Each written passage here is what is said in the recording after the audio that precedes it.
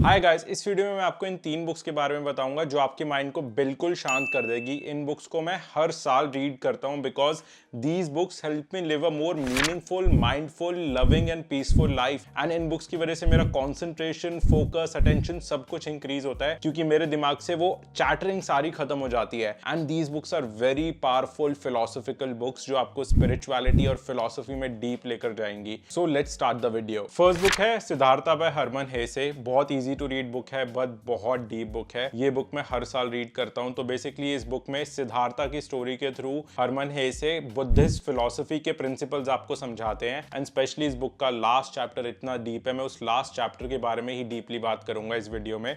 Before that a quick summary. इसमें सिद्धार्था एक young लड़के हैं जो एनलाइटनमेंट पाना चाहते हैं अपनी लाइफ में, और उनके पास दो सबसे पावरफुल स्किल है। वो हंग्री रह सकते हैं और वो बहुत पेशेंट रह सकते हैं। इन दो स्किल्स की वजह से वो दुनिया में सारी मटीरियल वेल्थ भी गेन कर लेते हैं और इन दो स्किल्स की वजह से वो एनलाइटनमेंट भी गेन कर लेते हैं अपनी लाइफ में। तो इस बुक के थ्रू उन्होंने सिद्धार्था की पूरी लाइफ जर्नी दिखाई है, from being a young boy to be a lustful man to becoming an enlightened person by giving up all the attachments in his life. And जो डीप फिलोसफी एंड में explain करी गई है वो आपका mind blow कर देंगी। And that deep philosophy calms me down, helps me see this world in a very loving and a peaceful way. तो अब उस डीप फिलोसफी के बारे में बात करते हैं जो एंड में बताई गई है। तो इसमें सिद्धार्था और गोविंदा के बीच की कॉन्वर्जेशन है लास्ट चैप्टर में, जिसमें गोविंदा सिद्धार्था से काफी टाइम बाद मिलते हैं और सिद्धार्था से पूछते हैं कि तुमने इतने टाइम में क्या सीखा, तुम एक नॉर्मल बोट चलाने वाले आदमी बन गए, तुमने इतने टाइम में क्या सीखा अपनी लाइफ से। और जो सिद्धार्था गोविंदा को बोलते हैं उससे गोविंदा का पूरा माइंड ब्लो हो जाता है। तो सिद्धार्था बोलते हैं कि मैंने अपनी लाइफ में ये सीखा कि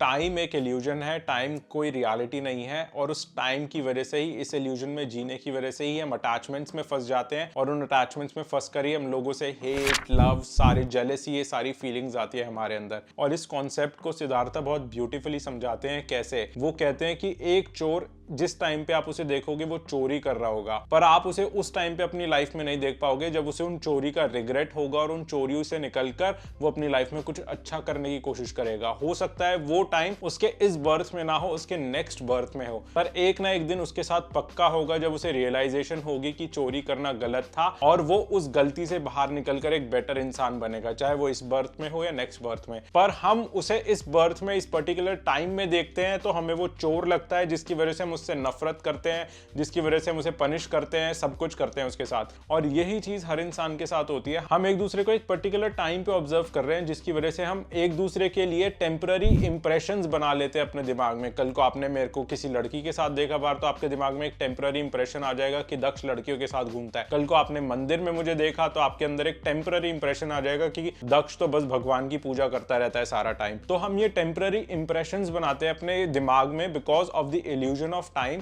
एंड इन टेम्पररी इंप्रेशंस की वजह से ही हम अटैचमेंट क्रिएट कर देते हैं, जजमेंट्स क्रिएट कर देते हैं लोगों के अराउंड, चीजों के अराउंड। अगर आप टाइम के कॉन्सेप्ट को ही बाहर निकाल दो, तो अगर आप दक्ष को एज अ पर्सन देखोगे तो आपको दक्ष के अंदर सब कुछ दिखेगा। आपको दक्ष के अंदर चोर भी दिखेगा, आपको दक्ष के अंदर वुमेनाइजर भी दिखेगा, भगत भी दिखेगा, एनलाइटेंड पर्सन भी दिखेगा। क्यों? क्योंकि दक्ष इस सारी स्टेजेस से निकलेगा अपनी लाइफ में because of the illusion of time, जब हम उसे अलग अलग टाइम पे ऑब्जर्व करेंगे। बट एक ना एक दिन जाकर वो एनलाइटेंड बुद्धा बन जाएगा। ऐसे ही कोई भी इंसान उस लाइफ की सारी स्टेजेस से निकलेगा अलग अलग बर्थ में, और हम उसको अलग अलग बर्थ में अलग अलग टाइम पे ऑब्जर्व करेंगे तो हमें लगेगा ये इंसान यही है। नहीं, बट वो इंसान सारी स्टेजेस से निकलकर एक ना एक दिन बुद्धा बन जाएगा। तो जैसे ही एक बच्चा पैदा होता है वो ऑलरेडी अपने अंदर एक बुद्धा का सीड लेकर पैदा होता है। जैसे ही किसी की डेथ होती है उसके अंदर ऑलरेडी ही लाइफ का सीड भी पैदा हो जाता है कि वो कहीं और पे जन्म लेगा। तो बेसिकली अगर हम टाइम के इस पूरे इल्यूजन को निकाल दे और सबके अंदर के बुद्धा को रिस्पेक्ट करना शुरू कर दे,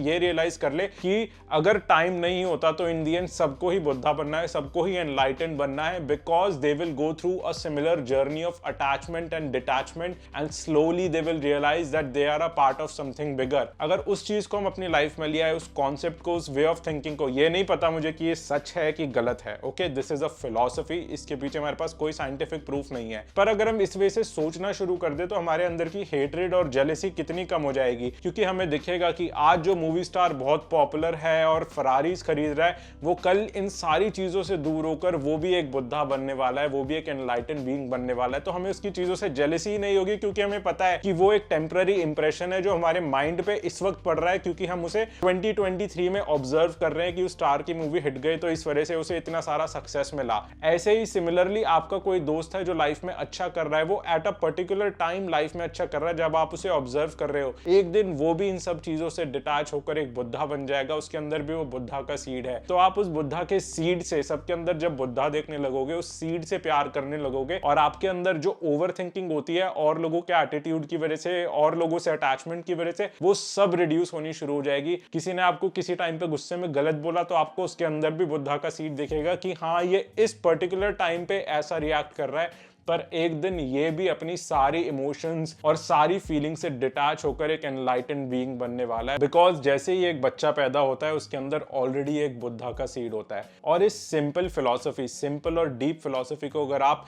अपनी लाइफ में इंप्लीमेंट, अपने वे ऑफ थिंकिंग में इंप्लीमेंट करना शुरू कर दोगे, तो आप सबको बराबर देखना शुरू कर दोगे, आप सबसे प्यार करना शुरू कर दोगे। और यही कोर टीचिंग सिद्धार्था अपने फ्रेंड गोविंदा को समझा रहा होता है कि यही चीज मैंने सीखी कि कैसे हम टाइम के इल्यूजन में लोगों का टेम्पररी इंप्रेशन अपने दिमाग में बनाकर उनसे अटैच हो जाते हैं। फॉर एग्जाम्पल, पेरेंट्स अपने बच्चों से अटैच हो जाते हैं क्योंकि उनके दिमाग में वो टेम्पररी इंप्रेशन होता है कि हमने इसे जन्म दिया है, ये हमारे हैं। वो टेम्पररी इंप्रेशन है। अगर वो long term point of view से देखेंगे तो इस बच्चे के ऑलरेडी कई जन्म हो चुके हैं, कई पेरेंट्स हो चुके हैं, और ये बच्चा भी एनलाइटनमेंट के पाथ पर है और ये भी एक दिन बुद्धा बनेगा। तो वो उसके पेरेंट्स नहीं है, वो बच्चा एक लाइफ फॉर्म है जो इस प्लैनेट पे उनके थ्रू आया, पर उनको उनसे अटैच होने की जरूरत नहीं है। वो एक टेम्पररी इल्यूजन है जो टाइम की वजह से क्रिएट हो रहा है। वो बच्चा पहले भी कई जन्म ले चुका है, उसके पहले भी कई पेरेंट्स रह चुके हैं। तो बहुत डीप और इंटरेस्टिंग फिलॉसफी है जो मैं हर साल अपने आप को रिमाइंड कराने की कोशिश करता हूं सिद्धार्था की जर्नी के थ्रू। बहुत इंटरेस्टिंग जर्नी है इसमें सिद्धार्था की जर्नी। सिंप्लिसिटी से लग्जरी, लग्जरी से लस्ट, लस्ट से निकल कर एनलाइटनमेंट और सिंप्लिसिटी, बहुत इंटरेस्टिंग अप एंड डाउन वाली जर्नी है। एंड जो फिलोसॉफिकल कॉन्सेप्ट्स है, they are very very deep. They will calm your mind, they will make you see people equally, they will make you love people equally. Hatred, jealousy, overthinking जो लोगों की वजह से होती है, वो कंप्लीटली डाई डाउन हो जाएगी आपके माइंड में।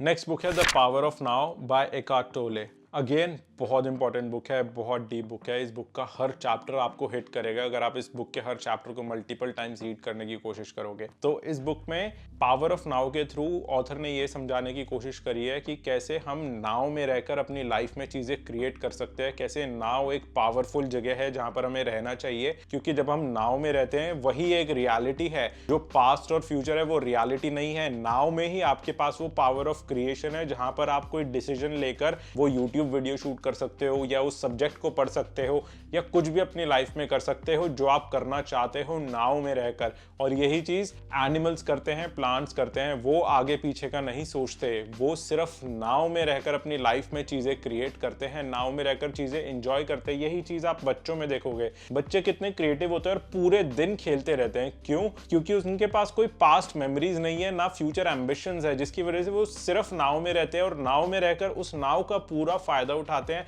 अपनी क्रिएटिव एनर्जी, अपना खेलना कूदना, सब कुछ वो उस नाव में रहकर करते हैं। पर जैसे ही हम एडल्ट्स बनना शुरू हो जाते हैं, हमारे पास एक पास्ट मेमोरी का बैगेज आना शुरू हो जाता है और फ्यूचर एम्बिशंस का बैगेज हम बना लेते हैं खुद से, जिसकी वजह से हम रोज अपने आप को मेंटली ड्रेन करते हैं, पास्ट के बारे में ओवरथिंक करके और फ्यूचर के बारे में ओवरथिंक करके बार बार। तो ये बुक आपको डीप लेकर जाएगा, आपके पूरे थिंकिंग प्रोसेस को ब्रेक करेगा बार बार। अगेन, जैसे ही आप दुनिया में वापस आओगे, वो थिंकिंग प्रोसेस वापस आना शुरू होगा। It's like brushing your teeth. जब भी आप गंदा खाओगे, आपके दांत गंदे होंगे, आपको रोज सुबह ब्रश करना पड़ता है। सिमिलरली ये बुक्स भी वैसे ही है कि हर साल आपका दिमाग गंदा होने वाला है, क्योंकि आप सोसाइटी में रहने वाले हो और सोसाइटी की थिंकिंग में बार बार जाने वाले हो। तो इस वजह से ये बुक्स एक तरीके से आपके माइंड को ब्रश करेगी जब आप इनको बार बार रीड करोगे। तो ये बुक बार बार आपको हिट कराएगी कि नाउ में रहना ही रियलिटी है। नाउ में रहकर आप अच्छे डिसीजंस लेकर अच्छी चीजें क्रिएट कर सकते हो, उन चीजों को नाउ में रह के एंजॉय कर सकते हो, और उसकी वजह से कैसे आपके एनर्जी एनर्जी लेवल्स इंक्रीज हो जाएंगे, आपका फोकस, आपका टेंशन इंक्रीज हो जाएगा क्योंकि आप सिर्फ नाव में हो। तो ये बुक बार बार आपके उस थिंकिंग प्रोसेस को ब्रेक करेगी और आपको पास्ट और फ्यूचर के लूप से निकालकर नाव में लेकर आएगी, क्योंकि ये बुक बार बार आपको नाव की इंपॉर्टेंस बताएगी और आपको बताएगी कि कैसे आप जो पास्ट और फ्यूचर के बारे में सोच रहे हो वो सिर्फ इल्यूजन है।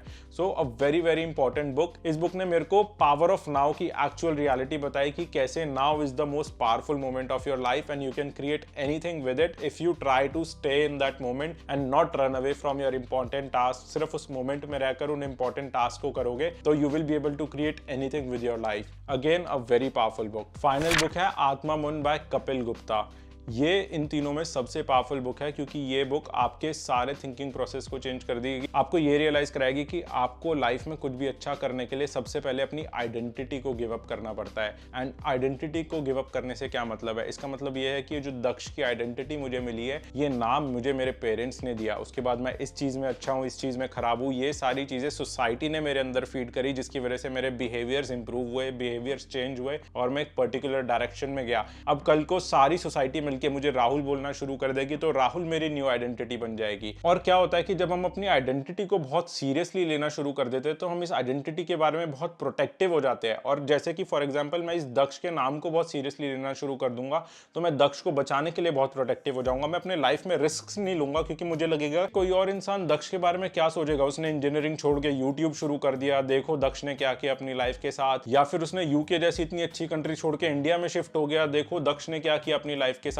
ये सारी चीजें मेरे दिमाग को बॉदर करेगी क्योंकि मैं दक्ष की आइडेंटिटी को बहुत ज्यादा सीरियसली ले रहा हूं और उस आइडेंटिटी को सीरियसली लेने की वजह से मैं कभी वो नहीं कर पाऊंगा जो मेरे अंदर से आवाज आ रही है चीजें करने की, चीजों को इंप्रूव करने की, लोगों की हेल्प करने की, लोगों को सर्व करने की अपने नॉलेज के थ्रू, क्योंकि मैं हमेशा उस आइडेंटिटी को प्रोटेक्ट करने में लगा रहूंगा। मैं उस आइडेंटिटी को लोगों के सामने अच्छा बनाने में लगा रहूंगा कि दक्ष के बारे में अच्छा सोचो, देखो दक्ष यूके में ही रह रहा है, इतना अच्छा लाइफस्टाइल जी रहा है, रोज स्टारबक्स से फोटो डाल रहा है, अपने आईफोन दिखा रहा है, अपनी गाड़ियां दिखा रहा है, देखो दक्ष कितनी सक्सेसफुल लाइफ जी रहा है। मैं उस दक्ष को लोगों के सामने दिखाना शुरू कर दूंगा कि वो कितना अच्छा है और वो सेल्फिश वे में जीना शुरू कर दूंगा जिसमें मैं कोई रिस्क नहीं लूंगा और एक मीडियोकर कंज्यूमरिज्म वाली लाइफ जीऊंगा।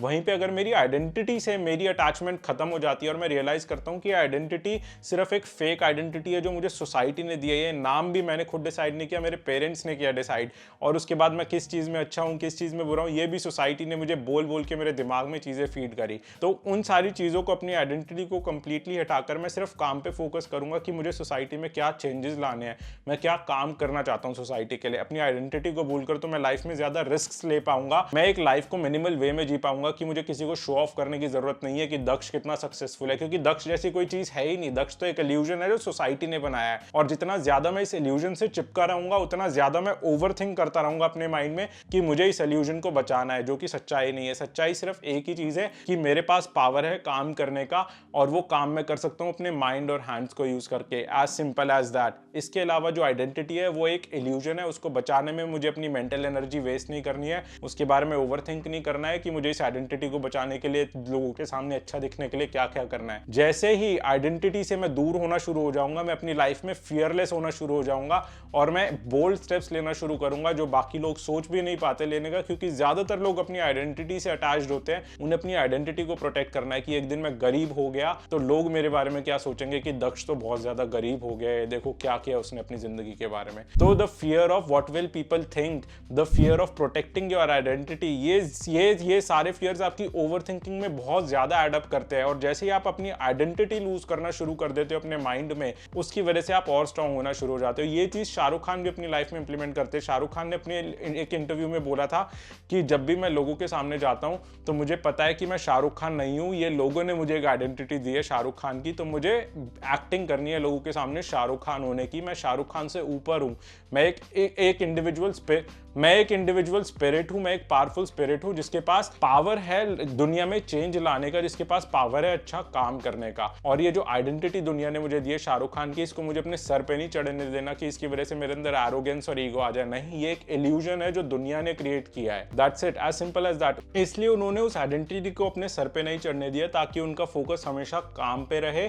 और दुनिया में बदलाव लाने पे रहे, ना कि उस आइडेंटिटी को प्रोटेक्ट करने में, दुनिया को दिखाने में कि शाहरुख खान कितना अच्छा है, जिसकी वजह से वो फियरफुल हो जाते हैं उन प्रोजेक्ट्स को करने में। फॉर एग्जाम्पल जवान जो उन्होंने मूवी करी, उसमें कितना पावरफुल पॉलिटिकल मैसेज दिया उन्होंने इन दी एंड। ऐसी मूवीज वो नहीं कर पाते क्योंकि वो अपनी आइडेंटिटी को ही प्रोटेक्ट करने में लगे रहते हैं कि मुझे शाहरुख खान को बचाना है दुनिया से, लोगों के सामने अच्छा करना है, लोगों के सामने वो रोमांटिक बॉय बन के रहना है जिस इमेज में लोग मुझे पसंद करते हैं। नहीं, इस वजह से अपनी आइडेंटिटी से डिटैच होना is a very powerful technique to become fearless and stop overthinking about life. So those were the 3 books that I reread every year and they help me clear my mind completely and they bring me back to reality, that is the power of now, making the best use of my now and not taking my identity seriously and loving everyone. So I hope you will give those books a try and I will see you in my next video. Till then, happy reading.